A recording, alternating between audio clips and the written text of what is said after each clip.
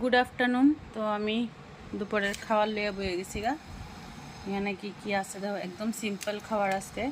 এখানে করছি কারকল দিয়া পুর, আর এটা হচ্ছে বুটের ডাল, আর এটা হচ্ছে কোয়াশ দিয়া আলু দিয়া সয়াবিন দিয়া তরকারি। তো চলো এবার খাই। কারকল ফুডটা কিন্তু আমার খুব ভালো লাগে, কিন্তু বিসিওলা কারকুলি দিয়া না, বিসি যদি না হয় তাহলে কিন্তু ভালো লাগে খুব। আর কারকলের মধ্যে মানে পেঁয়াজ পড়লে আরও স্বাদ লাগে, টেস্টি লাগে। যদিও যেহেতু আজকে মঙ্গলবার, আজকে আমি কোনো পেঁয়াজ ছাড়াই করছি। এটা পেঁয়াজ দিলে কিন্তু বেসনের দরকারও লাগে না।